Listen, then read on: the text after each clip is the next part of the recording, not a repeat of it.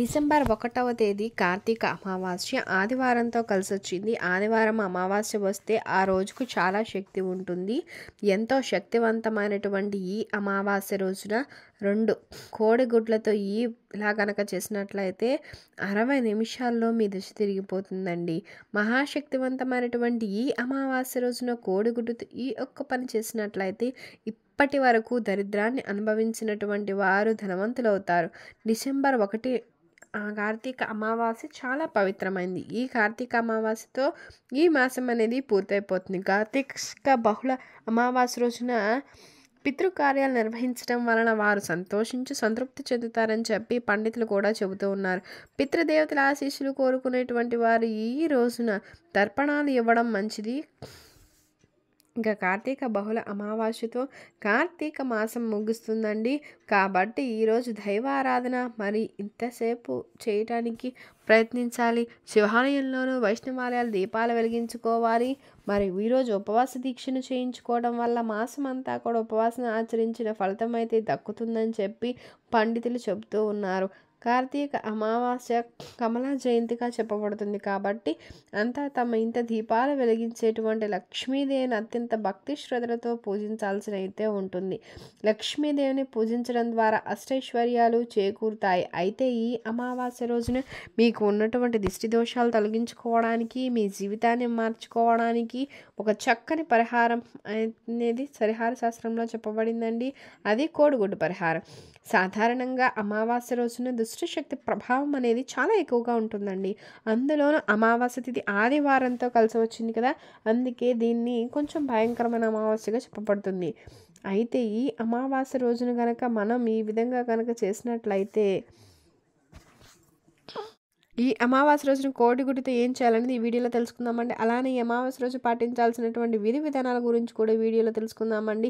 ఈ శక్తివంతమైనటువంటి అమావాస్య రోజున మీ పైన, మీ కుటుంబం పైన ఉన్న చెడు అంతా తొలగించుకోవడానికి ఈ చిన్న పరిహారం చేయండి. ఈ పరిహారానికి మీరు 2 కోడిగుడ్లు తీసుకోవాలి. ఈ 2 కోడిగుడ్లతో పరిహారం చేసుకోవాలి. అమావాస్య రోజు చంద్రుడు కనిపించడు కాబట్టి దుష్ట శక్తులు ఈరోజు ఎక్కువగా తిరుగుతూ ఉంటాయి. అయితే అమావాస్య రోజు కోడిగుడ్డుతో ఇలా చేస్తే చాలు, మీకు అంతా మంచి జరుగుతుంది, మీ జీవితం కూడా మారిపోతుందని చెప్పి పండితులు అంటూనే ఉన్నారు. అమావాస్య రోజు ఈ కోడిగుడ్డు పరిహారం చేయడం వలన మీరు పట్టిందల్లా బంగారంగా మారే అవకాశం ఉందని చెప్పి చెబుతున్నారు. మరి కోడిగుడ్డుతో ఏం చేయాలో తెలుసుకుందామండి. ఈ పరిహారం అమావాస్య రోజు రాత్రిపూట చేయాలి. అందరూ కూడా ఇంటికి వచ్చేసాక ఈ పరిహారం చేయాలండి. ముందుగా ఒక కోడిగుడ్డు తీసుకోండి. దాంతో పాటు ఒక పేపర్ కానీ ప్లేట్ని కానీ తీసుకోండి. ఇంటి బయట గుమ్మం దగ్గర నిలబడి 3 సార్లు సభ్య దిశలోనూ 3 సార్లు ఇంటికి దిష్టి తీయండి. ఈ విధంగా తీసేటప్పుడు మీ ఇంటిపై ఉన్నటువంటి చెడు దిష్టి అంతా కూడా తొలగిపోవాలి అని చెప్పి చెప్పుకోండి.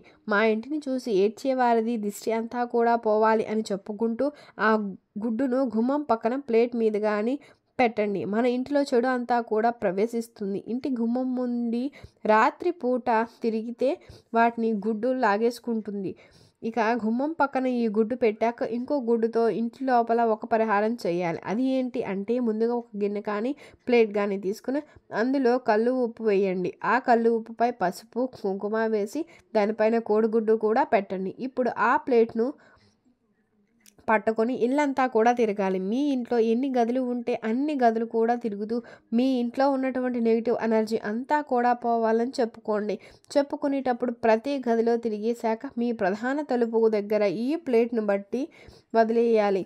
ఇలా చేయడం వలన రాత్రంతా మీ ఇంట్లో ఏ చెడు అయితే ఉందో దాన్ని లాగేసుకుంటూ ఉంటాయి. అమావాస్య రోజున దుష్ట శక్తులు బయటకు వస్తాయి. అవి మీ ఇంటి ప్రభావం చూపించకుండా కోడిగుడ్డు కాపాడుతుంది. ఇతరులు మీ ఇంటిపై పెట్టిన దిష్టి అంతా కూడా పోతుంది.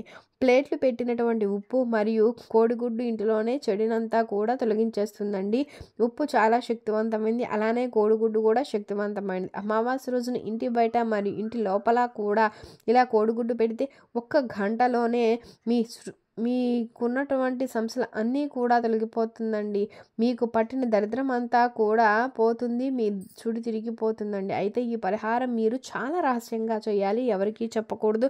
ఉదయం 4 గంటలకు నిద్రలేచి ఇంటిలో ఉన్న ఉప్పు, గుడ్డు, ఇంటి బయట పెట్టిన గుడ్డును ఎవరో తిరగని ప్రదేశంలో కానీ, బాగా చెట్లు ఉన్న చోట కానీ పడేయండి. గుడ్లు పగిలిపోయినా పర్వాలేదు, వాటిని దూరంగా పడేయండి. ఒకవేళ మీకు దగ్గరలో పారే నీరు ఉంటే అందులో వాటిని పడేయండి. ఇక మీరు వెనక్కి తిరిగి మాత్రం అస్సలు చూడకూడదు. చీకటిగా ఉన్నప్పుడే వీటిని పడేయాలి. ఆదివారంతో కలిసి వచ్చిన అమావాస్య రోజున కోడిగుడ్డుతో ఈ పరిహారం చేస్తే 1 గంటలోనే మీ జీవితం మార్చుకోండి. మీకు పట్టిన దరిద్రం అంతా తొలగించుకోవడానికి ఇది ఒక మంచి పరిహారం అనే చెప్పవచ్చండి. మరి ప్రతి ఒక్కరు కూడా ఆదివారంతో కలిసి వచ్చినటువంటి ఈ అమావాస్య రోజున 2 కోడిగుడ్లతో ఈ పరిహారం చేసి శుభ ఫలితాలను పొందండి. మనకి డిసెంబర్ 1వ తారీఖున ఈ శక్తివంతమైనటువంటి కార్తీక అమావాస్య కదా, ఆ రోజు కేవలం బియ్యం డబ్బాలో ఇది ఒక్కటి వేస్తే చాలండి. ఇక మీ జీవితం మారిపోతుంది. అంతేకాదు తరతరాలకు కూర్చుని తిన్న తరగని ఐశ్వర్యం కూడా లభిస్తుంది. 4 దిక్కుల నుంచి ధనం దూసుకొస్తుంది. కోరుకున్న ఐశ్వర్యం నుంచి పడుతుందండి. డిసెంబర్ 1వ తారీఖు ఆదివారంతో కార్తీక అమావాస్య కలిసి వస్తుంది. అంటే కార్తీక మాసంలోనే ప్రతిరోజు పవిత్రమైనటువంటిది. అలాంటి కార్తీక అమావాస్య అనేది చెప్పలేనంత పవిత్రమైంది కదా. ఈ కార్తీక అమావాస్య రోజున చేసేటప్పుడు బియ్యం డబ్బాలో పరిహారం అనేది మీ జీవితంలో ఉండే కష్టాలన్నిటినీ తొలగించేస్తుందండి. ధనం అన్న ధాన్యం అన్న లక్ష్మీదేవికి చాలా ఇష్టం. ధనం అంటే లక్ష్మీదేవికి చాలా ఇష్టం. అంటే ధనానికి అధిపతి లక్ష్మీదేవి. ధాన్యం అంటే అన్నపూర్ణాదేవికి చాలా ఇష్టం. ధాన్యానికి అధిపతి అన్నపూర్ణాదేవి. వీరిద్దరి అనుగ్రహం ఉంటేనే కదా మన జీవితంలో ఉన్నటువంటి ఎలాంటి కష్టాలైనా సరే కనపడవు. నిజానికి ధనానికి ధాన్యానికి లక్ష్మీదేవి అన్నపూర్ణాదేవి అనుగ్రహం అంటే అధిపతులు అంటే లక్ష్మీదేవి అనుగ్రహం ఉన్నట్టే. చేతిలో ధనం లేదు అనేది ఎల్లవేళలా ఉంటుంది. అంతేకాదండి, లక్ష్మీదేవి అనుగ్రహం ఉంటే చేతిలో ఉన్న ధనం ఉండడంతో పాటు చేతి నిండా డబ్బు ఎల్లవేళలా ఉంటుంది. అలానే ఆరోగ్యం, ఐశ్వర్యం కూడా చాలా బాగుంటుంది. కోరుకున్నంత ఐశ్వర్యం కూడా వచ్చి పడుతుంది. అంతేకాదండి, డబ్బు అనేది ఏదో ఒకలా సంపాదిస్తూనే ఉంటారు. జీవితాంతం కూడా కష్టాలు లేకుండా ఆరోగ్యంగా జీవిస్తుంటారు. అంతేకాదు మనకి ఎన్నో రకాల దోషాలు ఉన్నా కూడా తొలగిపోయి మన ఇంటిలో ధనం పుష్కలంగా ఉండాలి అని ఎన్నో పూజలు చేస్తూ ఉంటాం. ధనం ఉంటేనే ధాన్యం కూడా ఉంటుంది. అంటే చేతిలో డబ్బు ఉంటేనే ధాన్యానికి బియ్యానికి కూడా లోటు అనేది ఉండదు. బియ్యం అనేవి ఎంతో పవిత్రమైనటువంటి ఆ విషయాన్ని ప్రతి పూజలో వాడుతూనే ఉంటాం కదా. అంటే బియ్యంని అక్షింతలు చేసి వాడుతుంటాం. అక్షింతలు అనేవి చాలా పవిత్రమైనటువంటివి. సకల దేవతల యొక్క అనుగ్రహాన్ని పొందడానికి ఎంతో విశేషమైనటువంటివి కూడా. అంతేకాదండి, బియ్యంతో చేసేటువంటి ఈ అక్షింతలు అనేవి మన దరిద్రాన్ని తొలగిస్తాయి, దైవానుగ్రహాన్ని కలిగిస్తాయి. ఎందుకంటే అక్షింతలతో పూజ చేస్తే రంగురంగుల పుష్పాలతో పూజ చేసినంత పుణ్య ఫలితం అయితే లభిస్తుందని చెప్పి శాస్త్రాలలో చెప్పడం అయితే జరుగుతుంది. ఒకవేళ మనకు ఏ పువ్వులు కూడా అందుబాటులో లేనప్పుడు అక్షింతలతో మనం పూజ చేస్తే రంగురంగుల పుష్పాలతో పూజ చేసినటువంటి పుణ్య ఫలితం అయితే లభిస్తుంది. అక్షింతలు ఎంతో పవిత్రమైనటువంటివి కనుక అక్షింతలతో మనం పూజలు చేస్తూ ఉంటాం. అలానే లక్ష్మీదేవి పూజ చేసినప్పుడు కూడా పీట పైన బియ్యం పోసి అమ్మవారి యొక్క ప్రతిమను అంటే ఫోటోను కానీ పెడుతూ ఉంటాం. ఇలా చేస్తే బియ్యాన్ని మళ్ళీ ప్రసాదంగా తయారు చేసుకుని ఇంటిలో ఉన్నటువంటి వాళ్ళందరూ కూడా తినడం, దైవానికి నైవేద్యంగా పెట్టడం, ఇతరులకు పంచిపెట్టడం చేస్తూ ఉంటాం. అలా పవిత్రమైనటువంటి స్థానంలో బియ్యం ఉందండి. ఏ పూజకైనా బియ్యం తప్పకుండా ఉంటాయి. అలానే ఆడబిడ్డలకు కూడా బియ్యాన్ని అంటే వడి బియ్యాన్ని పోయడం ఆనవాయితీ. ఇలా ఒడి బియ్యం పోయడం వల్ల మన ఇంట్లో ఎప్పుడూ తరగని సిరి సంపదలంతా ఉంటాయని చెప్తారు. మనం నమ్ముతూ ఉంటాం. ఆడబిడ్డలకు ఒడి బియ్యం పోయడం, అలానే ఇంట్లో బియ్యాన్ని దేవుడికి పూజలో ఉపయోగించటము, ముఖ్యంగా అమావాస్య రోజున వెండి కొంచెంలో బియ్యాన్ని పోసి ఆ యొక్క బియ్యంలో ఒక గవ్వ కానీ రూపాయిని కానీ ముత్యాలు వంటివి కూడా పెడుతూ ఉంటామండి.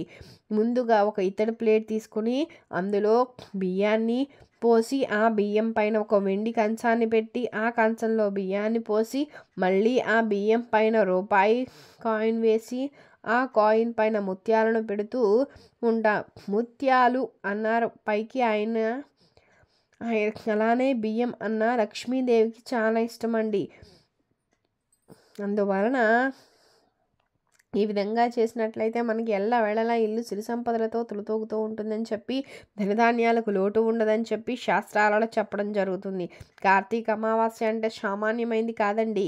కార్తీక మాసంలో చేసే దాన ధర్మాలకి విపరీతమైనటువంటి పుణ్యం వస్తుంది. అలాంటిది కార్తీక అమావాస్య రోజున ఉసిరికాయ దీపదానం చేయడం కూడా, ఉసిరికాయ దానం చేయడం కానీ, పిండి దీపాన్ని శివాలయంలో వెలిగించడం కానీ, విష్ణుమూర్తి ఆలయంలో వెలిగించడం కానీ చేసినట్లయితే, ఈ విధంగా చేస్తే తప్పకుండా మనం తెలిసి తెలియక చేసినటువంటి పాపాలన్నీ తొలగిపోతాయి. అదేవిధంగా దరిద్ర బాధల నుంచి కూడా మనం విముక్తం అనేది మనకి లభిస్తుందనే చెప్పాలి. ముఖ్యంగా ఈ యొక్క కార్తీక అమావాస్య రోజున గోమాతకి బెల్లం, గోధుమ పిండి కలిపి ముద్దలా చేసి ఆహారంగా పెట్టాలి. వీలైనంత మటుకు దాన ధర్మాలు చేయాలి. ఈ కార్తీక అమావాస్య ఆదివారంతో కలిసి వస్తుంది. ఎంతో విశేషమైనటువంటిది కనుక కార్తీక అమావాస్య ఆదివారం రోజున తప్పకుండా గోమాతకి ఏదైనా సరే ఆహారాన్ని నైవేద్యంగా పెట్టండి. ఈ విధంగా పెట్టినట్లయితే చాలా మంచిది. పేదవారికి ₹1 దానం చేయండి. ఆ విధంగా చేస్తే తప్పకుండా దరిద్రం తొలగిపోయి అదృష్టం కలిసి వస్తుంది. ముఖ్యంగా జీవితంలో పడుతున్నటువంటి ప్రతి కష్టం కూడా తొలగిపోతుంది.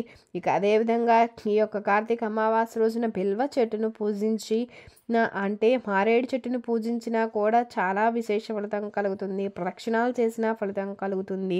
అలానే మారేడు చెట్టుకు నీటిని సమర్పించి నమస్కారం చేసుకున్న, మారేడు చెట్టుని తాకిన కటిక దరిద్రాలనేవి తొలగిపోతాయి. ఈ రోజుల్లో డబ్బు లేదు అని, అనేక రకాల కష్టాలు ఉన్నాయని, ఎంత కష్టపడినా సరే తగినంత సంపద లేదని బాధపడుతూ ఉంటారు. అలా మీరు పడుతున్నప్పటికీ ప్రతి కష్టం కూడా తొలగిపోయి జీవితంలో ధనధాన్యాలతో, సిరి సంపదలతో మీ ఇల్లు పొంగిపోవాలి అంటే ఖచ్చితంగా కార్తీక అమావాస్య రోజున పరమేశ్వరుణ్ణి పూజించాలి. ఈ మాసం అంటే శివకేశవులకు చాలా ఇష్టం. పరమేశ్వరుని అభిషేకించిన బిల్వదళం సమర్పించిన పరమేశ్వరునికి పాలతో కానీ, నీటితో కానీ అభిషేకం చేసిన జన్మ పుణ్యం లభిస్తుంది. పరమేశ్వరుని పూజించిన శివ పంచాక్షరి మంత్రాన్ని జపించిన తర్వాత కేవలం ఒకే ఒక ఆకు బిల్వదళంతో పాటు ఒక ఉమ్మెత్త పువ్వును కూడా సమర్పించిన, ఉమ్మెత్తకాయలో వెలిగించిన దీపాన్ని కూడా చాలా ప్రత్యేకత ఉంటుందండి. అంతేకాదండి, ఉమ్మెత్త చెట్టు అయినా, ఉమ్మెత్త కాయ అయినా, ఉమ్మెత్త పువ్వు అయినా, బిల్వదళాలన్నా, బిల్వం అన్న చెట్టు కాసిన కాయలన్నా పరమేశ్వరునికి చాలా ఇష్టం. కాబట్టి మర్చిపోకుండా కార్తీక అమావాస్య రోజున ఈ విధంగా ఇటువంటి విధి విధానాలను పాటిస్తే మీ జీవితం మారిపోతుందండి. అంతేకాదు, కార్తీక అమావాస్య రోజున ఎవరైతే పరమేశ్వరుణ్ణి పూజించడంతో పాటు దాన ధర్మాలతో పాటు నదీ స్నానాన్ని ఆచరిస్తారో వారి యొక్క ఏళ్ల నాటి నుండి పట్టి పీడిస్తున్న శనీశ్వరుని యొక్క దుష్ప్రభావాలు కూడా తొలగిపోతాయి. అంటే ఏళ్లనాటి దుష్ప్రభావాలైనా తొలగిపోతాయి. ఏళ్లనాటి శని దోషాలు కూడా తొలగిపోతాయి. అంతేకాదు, మనకు ఉండేటువంటి దరిద్రం కూడా తొలగిపోతాయి. ఇక నదీ స్నానం అనేది చాలా పవిత్రమైనటువంటిది. తప్పకుండా కార్తీక మాసంలో ఒక్కసారైనా నది స్నానాన్ని ఆచరించాలి అని చెప్పి శాస్త్రం చెప్తుంది. అలానే కార్తీక మాసంలో వచ్చినటువంటి ఆదివారంతో కలిసి వస్తున్న అమావాస్య కాబట్టి ఈ ఆదివారంతో కలిసి వచ్చిన అమావాస్య రోజైనా సరే నదీ స్నానాన్ని ఆచరించినట్లయితే నెల మొత్తం కూడా, కార్తీక మాసం మొత్తం కూడా నదీ స్నానం ఆచరించినటువంటి పుణ్య ఫలితం అయితే ఉంటుందండి. అలానే ఈ అమావాస్య రోజున పొరపాటున కూడా గోల్డ్ కట్ చేసుకోవటం, జుట్టుని కట్ చేసుకోవటము ఇలాంటి పనులు అనేవి మాత్రం అసలు చేయకండి. ఇలా చేస్తే లక్ష్మీదేవి ఆగ్రహానికి గురవుతారండి, శపిస్తుంది. అందువల్ల డబ్బుకు లోటు అనేది ఏర్పడుతుంది. కాబట్టి పొరపాటును కూడా ఈ యొక్క చిన్న తప్పులు అనేవి అస్సలు చేయకూడదు. అమావాస్య అంటే పవిత్రమైనటువంటిది. లక్ష్మీదేవి భూలోక సంచారం చేసేటువంటి రోజు. ఆ సమయంలో చేసేటువంటి కొన్ని పనులు, కొన్ని పూజలు తప్పకుండా మనకి ఐశ్వర్య యోగాన్ని సిద్ధిస్తాయి. ముఖ్యంగా లక్ష్మీదేవిని పూజించేటువంటి రోజు అంటే పూజించే సమయం వచ్చే రాత్రి సమయం. కార్తీక మాసంలో పరమేశ్వరుని అనుగ్రహంతో పాటు లక్ష్మీదేవి యొక్క అనుగ్రహంలో కూడా కలగాలి అంటే రాత్రి సమయంలో ఉత్తర దిక్కు ఉప్పు దీపం వెలిగించాలి. తమలపాకు పైన ఉత్తర వైపు ఉత్తరం చూస్తూ ఉప్పు దీపాన్ని వెలిగిస్తే గనుక తప్పకుండా మన దరిద్రాలన్నీ తొలగిపోతాయి.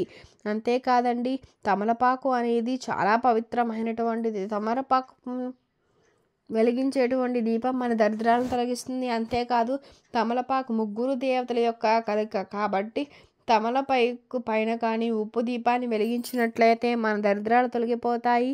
అది కూడా ఉత్తర దిక్కున, అంటే లక్ష్మీ స్థానం కాబట్టి ఉత్తర దిక్కుకి చాలా ప్రత్యేకమైనటువంటి స్థానం ఉంటుంది. కాబట్టి ఉత్తర దిక్కును పూజిస్తే అమ్మవారి యొక్క అనుగ్రహం అయితే కలుగుతుంది. ఉత్తర దిక్కున వెలిగించేటువంటి దీపానికి ప్రత్యేకమైనటువంటి స్థానం అనేది ఉంటుందండి. అందువలన ఉత్తర దిక్కు మర్చిపోకుండా దీపాన్ని వెలిగించండి. ఉప్పు దీపం తమలపాకు పైన వెలిగించాలి. అదేవిధంగా కార్తీక అమావాస్య రోజున బియ్యం డబ్బాలో ఏం వేయాలో కూడా తెలుసుకుందాం. ముందుగా ఒక క్లాత్ని తీసుకొని, అంటే ఒక రెడ్ కలర్ క్లాత్ కానీ లేదా వైట్ కలర్ క్లాత్ని కానీ తీసుకోవాలండి. ఆ తర్వాత అందులో ఒక వెల్లుల్లి రెబ్బను 9 గవ్వలను వేయాలండి. దాంతోపాటు ఒక 5 వక్కలను కూడా వేయాలి. ఇవన్నీ వేసి ఒక చిల్లర నాణాన్ని కానీ లేదా రాగి నాణాన్ని కానీ వేయాలి. ఇలా చిల్లర నాణాన్ని వేయడం వలన ఏంటంటే ధనం అనేది ఆకర్షించబడుతుంది. అంతేకాదు, జీవితంలో ఉండే కష్టాలన్నీ తొలగించేస్తుందండి. అండ్ వైట్ కలర్ క్లాత్, ఇందులో ఏదైనా ఒక క్లాత్ని తీసుకోవాలి. ఎల్లో కలర్ అయినా పర్వాలేదండి, లేదా రెడ్ కలర్ అయినా పర్లేదు. వీటిలో ఏదైనా ఒక క్లాత్ తీసుకొని అందులో మనం చెప్పినట్లుగా ఈ వస్తువులన్నిటిని కూడా వేసుకోవాలి. మిరపకాయ, వెల్లుల్లి గవ్వలు, 1 రూపాయి కాయిన్, కొద్దిగా పచ్చకర్పూరము, పసుపు, కుంకుమ ఇవన్నీ వేసి మూటలాగా కట్టి ఆ మూటని బియ్యం డబ్బాలో వేస్తే చాలండి. ఖచ్చితంగా అన్ని దరిద్ర బాధలు తొలగిపోయి అదృష్టం కలిసి వస్తుంది. విపరీతమైనటువంటి రాజయోగం పడుతుంది. ధనపరమైనటువంటి సమస్యలు కూడా తొలగిపోతాయి. ఎవరైతే కార్తీక అమావాస్య రోజు బియ్యం డబ్బాలో ఇలా వేస్తారో ఖచ్చితంగా దరిద్రం తొలగిపోయి తరతరాలకు కూర్చుని తిన్నా తరగని ఐశ్వర్యం లభిస్తుంది. అదేవిధంగా ఈ మూటను మనం ఎప్పుడు తీయాలి అంటే 1 నెల రోజుల పాటు అలానే వదిలేసేయాలండి. 1 నెల అయిపోయిన తర్వాత మళ్ళీ అమావాస్యకు ముందు రోజు దాన్ని తీసేసి ఒక 15 రోజుల తర్వాత దాన్ని ఎవరు తొక్కని ప్లేస్లో పడేసేయండి. లేకపోతే ఏదైనా సరే ఒక చెట్టుకు కట్టి మీ కోరికను చెప్పుకున్నా సరే మీ కోరిక కూడా నెరవేరుతుంది. అంతేకాదు, ఈ పరిహారం చేస్తే తప్పకుండా మీకు మంచి ఫలితంతో పాటు ఇంట్లో ధనధాన్యాలు, సిరి సంపదలు కలుగుతాయండి. అంతేకాదు, బియ్యాన్ని ఎప్పుడు కూడా పూర్తిగా అయిపోయేదాకా చూడకూడదు. బియ్యం అయిపోయేంత వరకు అసలు చూడకూడదు. బియ్యాన్ని కొన్ని ఉండగానే బియ్యాన్ని ఎప్పుడూ కూడా ఇంట్లో నిండుగా పుష్కలంగా ఉంటే ఆ ఇంట్లో లక్ష్మీదేవి, అన్నపూర్ణాదేవి తిష్ట వేసి కూర్చుంటుందండి. ఇక మీకు కనుక వీడియో నచ్చినట్లయితే లైక్ చేయండి, షేర్ చేయండి, సబ్స్క్రైబ్ చేయడం మర్చిపోకండి. మీరు కనుక కొత్తగా వాచ్ చేస్తున్నట్లయితే థ్యాంక్ యూ ఫర్ వాచింగ్.